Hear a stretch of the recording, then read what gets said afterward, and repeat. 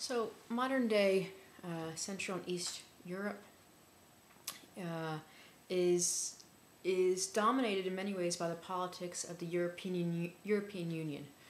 So became the great hope of most of these nations in the 1990s that someday they'll be able to join this political and economic bloc, the European Union, because it would give stability to the region. Many people saw this as a way to foster new growth and help these economies adjust to a Western market-oriented system.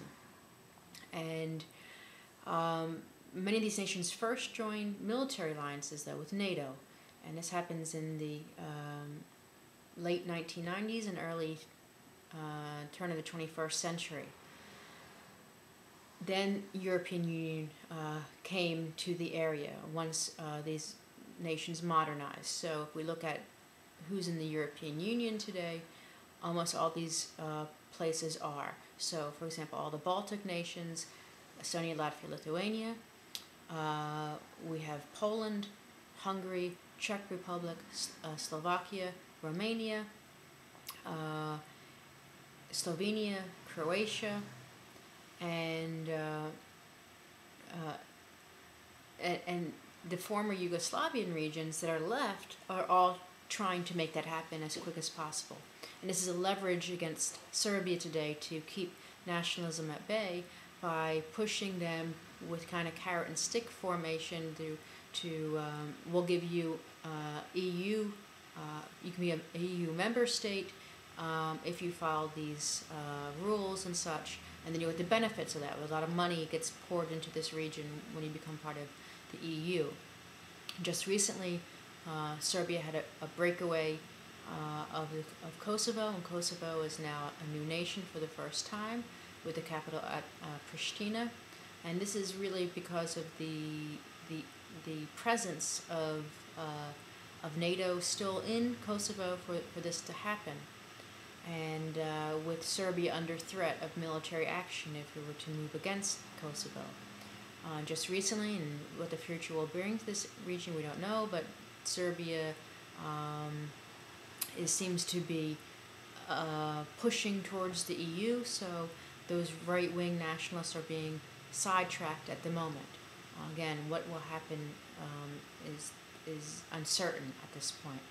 But what is certain is that Central and Eastern Europe today is an area of vitality. It's an area of with a colorful history, where with now strong democratic nations and different levels of prosperity in comparison to most of Western Europe. It is still below the standards of Western European nations, with the exception of Slovenia, which was that it was former an Austrian province under the Habsburgs, and then again it was one of the first breakaway republics.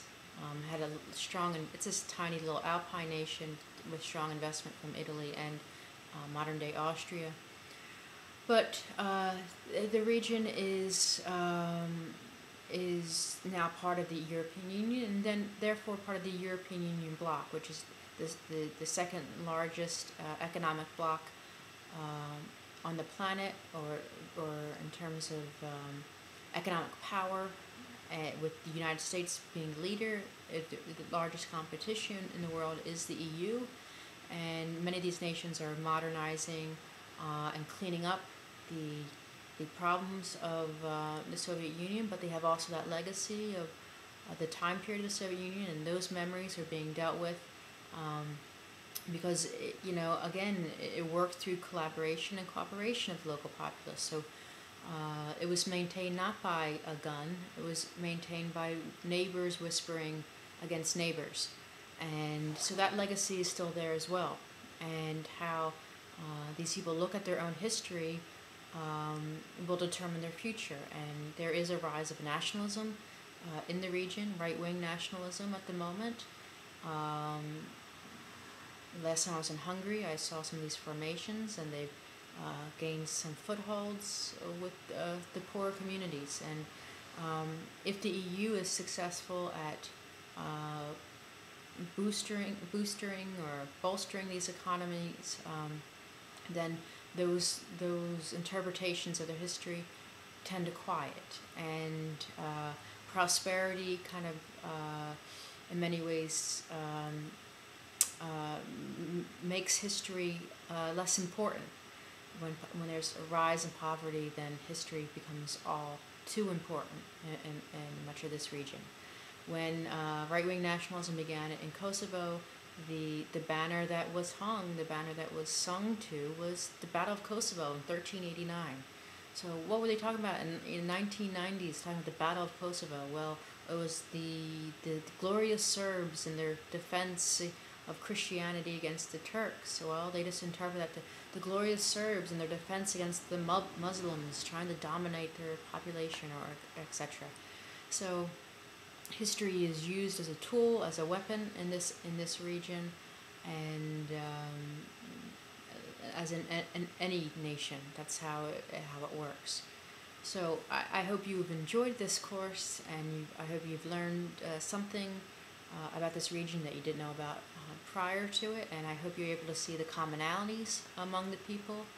And our essay exam will deal with some of these commonalities, and I hope through my lectures and through your readings and through our discussion posts and some of the documents and such that you've worked with, that you'll be able to identify the commonalities that are seen to this region.